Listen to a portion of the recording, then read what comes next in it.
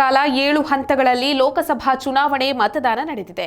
ನಾಯಕರ ರಾಜಕೀಯ ಭವಿಷ್ಯ ಮತಪೆಟ್ಟಿಗೆಯಲ್ಲಿ ಭದ್ರವಾಗಿದೆ. ಜೂನ್ 4ರಂದು ಅಂದರೆ ನಾಳೆ ಮತ ಎಣಿಕೆ ನಡೆಯಲಿದ್ದು ಫಲಿತಾಂಶ ಹೊರಬೀಳಲಿದೆ.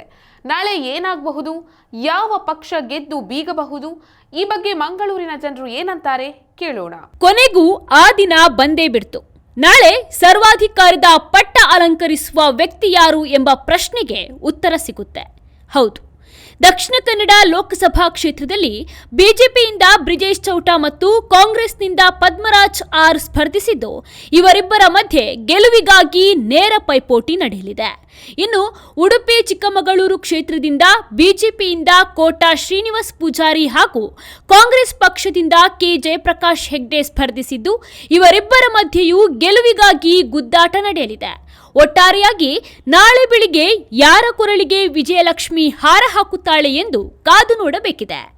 ದಕ್ಷಿಣ ಕನ್ನಡ ಕ್ಷೇತ್ರದಲ್ಲಿ ಬಿಜೆಪಿ ಅಭ್ಯರ್ಥಿ ಬ್ರಿಜೇಶ್ ಚೌಟ ಮತ್ತು ಪದ್ಮರಾಜ್ ಆರ್ ಇಬ್ಬರೂ ಕೂಡ ಹೊಸ ಮುಖಗಳಾಗಿದ್ರೆ, ಉಡುಪಿ ಚಿಕ್ಕಮಗಳೂರು ಕ್ಷೇತ್ರದಲ್ಲಿ ಇಬ್ಬರು ರಾಜಕೀಯದಲ್ಲಿ ಪಳಗಿದವರೇ.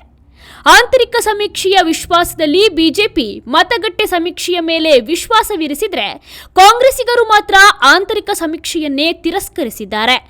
ಕಾಂಗ್ರೆಸ್ ಆಂತರಿಕ ಸಮೀಕ್ಷೆಯಲ್ಲಿ ದಕ್ಷಿಣ ಕನ್ನಡ ಹಾಗೂ ಉಡುಪಿ ಎರಡೂ ಕ್ಷೇತ್ರಗಳಲ್ಲಿ ಗೆಲ್ಲುವಂತಹ ವಿಶ್ವಾಸವನ್ನ ಹೊಂದಿದ್ದು, ಇದರಲ್ಲಿ ಉಡುಪಿಯಲ್ಲಿ ಜಯಪ್ರಕಾಶ್ ಹೆಗ್ಡೆ ಗೆಲುವು ಪಕ್ಕಾ ಎಂದೇ ಕಾಂಗ್ರೆಸ್ಸಿಗರು ಲೆಕ್ಕ ಹಾಕ್ತಾ ಇದ್ದಾರೆ.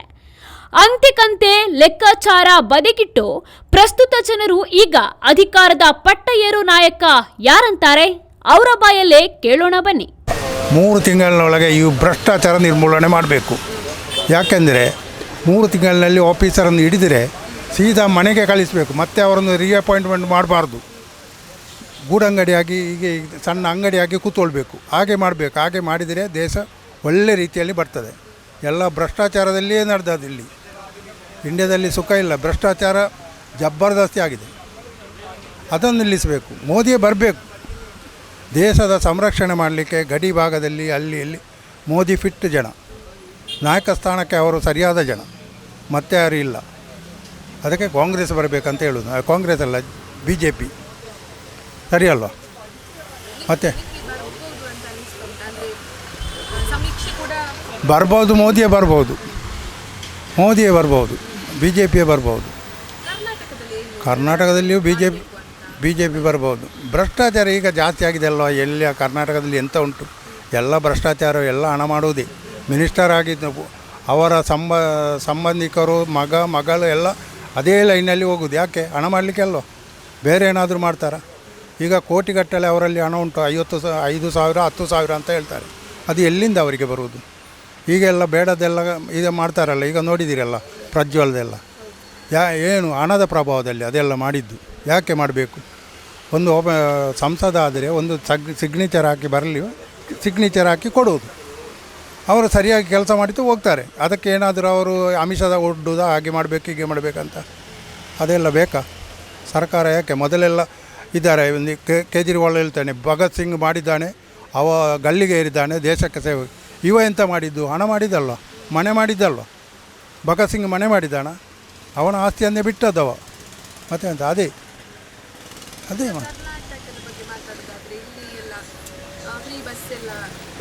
ಫ್ರೀ ಬಸ್ ಎಲ್ಲ ಸಿಕ್ಕಿದವ್ರಿಗೆ ಒಳ್ಳೆಯದು. ಏನಾಯಿತು? ಅವರಿಗೆ ಒಳ್ಳೆಯದಲ್ಲ ಫ್ರೀ ಬಸ್ಸಿನಲ್ಲಿ ಹೋಗಲಿಕ್ಕೆ ಬರಲಿಕ್ಕೆ. ದೇವಸ್ಥಾನ ಅಲ್ಲಿ ಇಲ್ಲಿ ಹೆಂಗಸರೆಲ್ಲ ಹೋಗ್ತಾರೆ.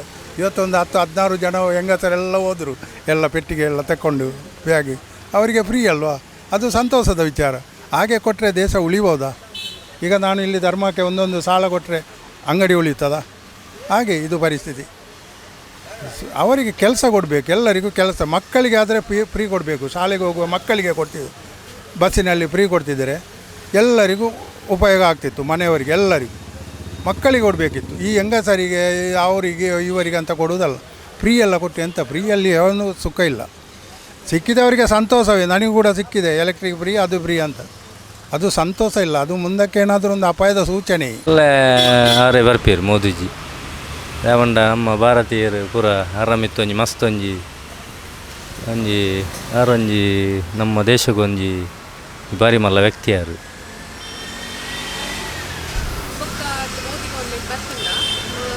ಇಂಡಿಯಾ ಡೆವಲಪ್ಮೆಂಟ್ ಆವೊಂದು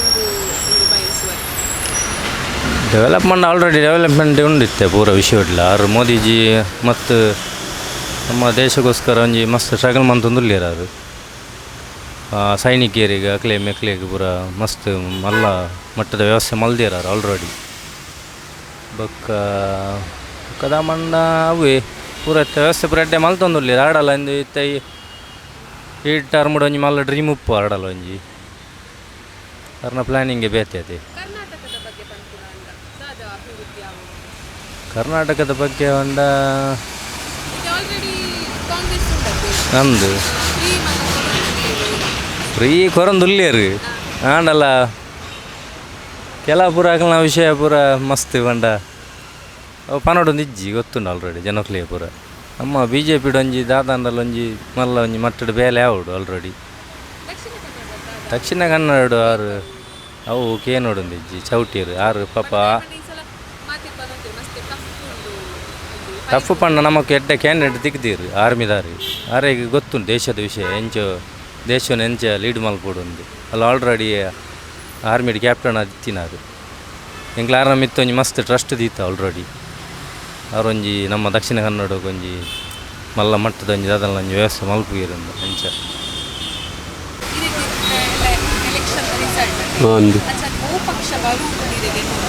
ಎಂಕಲ್ನ ಪಕ್ಷ ಮೋದಿನ ಪಕ್ಷನೇ ಬೇತೆ ಬರ್ಪಿನ ಚಾನ್ಸ್ ಇಜ್ಜಿ ಬಿ ಜೆ ಪಿ ಮುಂದೆ ಬರುವುದು ನಮ್ಮ ಅನಿಸಿಕೆ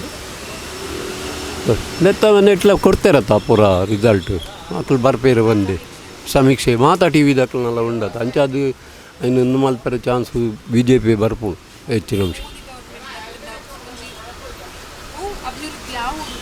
ಮೋದಿ ಮಲ್ದಿನ ಅಭಿವೃದ್ಧಿನ ನನ್ನ ಎಂಕುಲ್ ಪನೀರದಾಲ ಇದ್ದೆ ಆ ಒಂದೇ ಉಂಡತ್ತ ದೇಶದ ಈ ಪರಿಸ್ಥಿತಿ ನೀವು ಓಡೆ ಕಂತೇರು ಪನ್ಪಿನ ಆಪಾತೆರೆಗೆ ಬರೋಡತ್ತ ಮಕ್ಕಳು ಫ್ರೀ ಕೊರಿಯಡದಾದ ಪ್ರಯೋಜನ ಮನುಷ್ಯಗೆ ಏರೆಗ್ಲ ಫ್ರೀ ಆಗತ್ತೆ ಇಜ್ಜಿ ಅಲ್ಲ ಬತ್ತಿನೇನು ದೆತೊನಂದೆ ಕೊಲ್ಲು ಇರಲ್ಲ ಪೂರ ಕೊರ್ಪೇರಿಂದ ದೆತನು ಏರಿ ನಿಜವಾದ ಅಗತ್ಯ ಹೆಂಚಿನ ಉಂಡು ಐಟು ಈ ಬಸ್ಸಿಗೆ ಫ್ರೀ ಮಲ್ಪೇರು ಅವು ಮಲ್ಪೇರು ಐಟಿ ಹೆಂಚಿನ ಪ್ರಯೋಜನ ಉಂಡು ಜನಕ್ಳಿಗೆ ಕೆಲಸ ಕೊರೋಡು ಕೆಲಸ ಕೊರ್ನಂಡ ಒಂಜಿ ಒಂಜಿ ಅಕ್ಲು ಬದುಕೇರ ಒಂಜಿ ಚಾನ್ಸ್ ಉಂಡು ಪೊರ್ಲುಡು ಒಂದು ಫ್ರೀ ಕೊರ್ನ ಇಲ್ಲ ಅಲ್ಕುಲ್ಲೊಂದು ಆಂಜೋಲ್ನಕ್ಕಲು ಪೂರ ಪೊಂಜೋಲ್ನಕ್ಕಲ್ನ ಕಾಸು ಉಂಡೆತ್ತು ಒಂದು ಗಂಗಸರ ಪಡೆದು ಇಲ್ಲ ಮಜಾ ಮಲ್ಪೇರು ಅದೇ ದನೆ ಬಿ ಜೆ ಪಿ ಬರ್ಪುಣಪ್ಪ ಬಿ ಜೆ ಪಿ 10-20 ಸೀಟ್ ಅಲ್ಲ ಬರ್ಪುಂಡು ಫೈಟ್ ಇತ್ತಿನ ಮೂಲ ನಾನು ಟಫ್ ಫೈಟ್ ಇತ್ತಿನೇ ಆಂಡ ಆತು ಫೈಟ್ ದಾಲ ಇಜ್ಜಿ ಮುಲ್ತಂದು ತೂಪುನ ಅಂಚೆ ಅದು ಬಿ ಜೆ ಪಿ ಬರ್ಪುಣು ಮುಲ್ಲ ಬರ್ಪುಣು ಬಿ ಜೆ ಪಿ ಸಮೀಸ್ ದುಂಬೆ ಪಾಸವು ಮೂಜಿನ ಬಾರಿಲ್ಲ ಮೇರೆ ಮೋದಿ ಅವಾದ ಆತನು ಬೇತೆ ಗೆಂದುಂಡೆ ದಕ್ಷಿಣ ಕನ್ನಡ ಸೇಮ್ ಮೇರೆ ಚೌಟೇರು ಬರ್ಪೇರು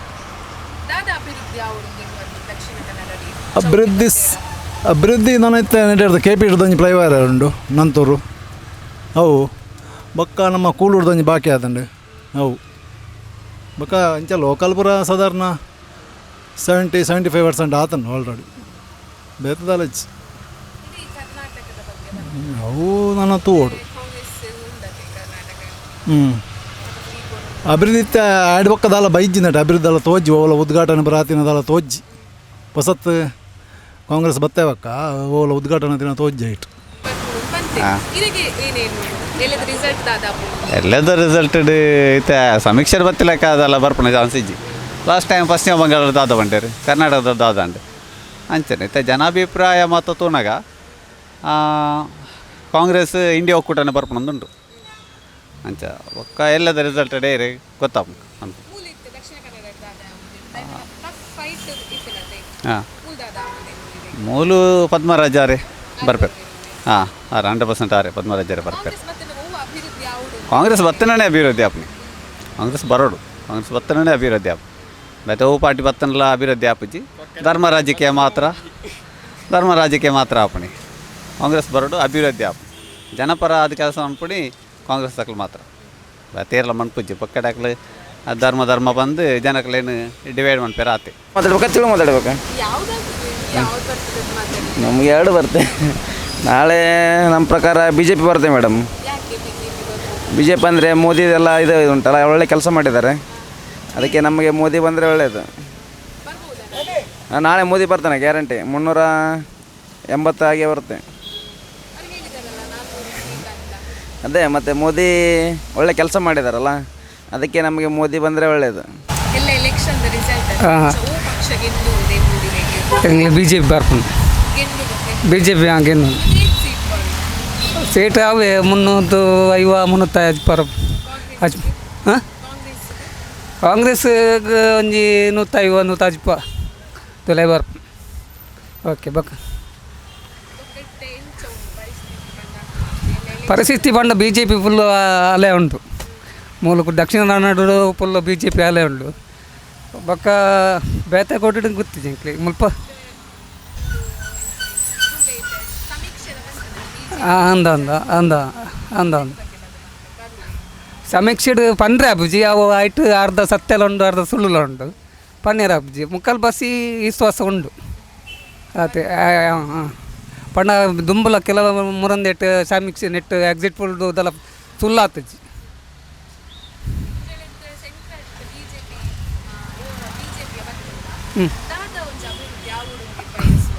ಅಭಿವೃದ್ಧಿ ಪಂಡ ಈಗ ದೇಶ ಮುಖ್ಯ ಆಯ್ತು. ದೇಶದ ಕೆಲವು ಪೂರ ಮಲ್ಲ ಪ್ರಾಜೆಕ್ಟ್ ಐನ್ ಪೂರ ಮಂತೊಂದುಲ್ಲೇರು ಅವೇ ಮುಖ್ಯ ಇಂಕ್ಲಿ ಬೇಕ ದೇಶದ ರಕ್ಷಣೆ ಪೂರ ಮುಖ್ಯ. ಕರ್ನಾಟಕದ ಐತೆ ಕಾಂಗ್ರೆಸ್ ಸರ್ಕಾರ ಉಂಟತಿ ಆಕಲು ಸಾಧಾರಣ ಮಟ್ಟ ಉರ್ಲೇರು. ಮತಗಟ್ಟೆ ಸಮೀಕ್ಷೆ ಫಲಿತಾಂಶ ಹೊರಬಿದ್ದಿದ್ದು ಬಹುತೇಕ ಸಮೀಕ್ಷೆಗಳು ಬಿಜೆಪಿ ನೇತೃತ್ವದ ಎನ್ಡಿಎಗೆ ಬಹುಮತದ ಸಂಖ್ಯೆಯನ್ನು ನೀಡಿದೆ.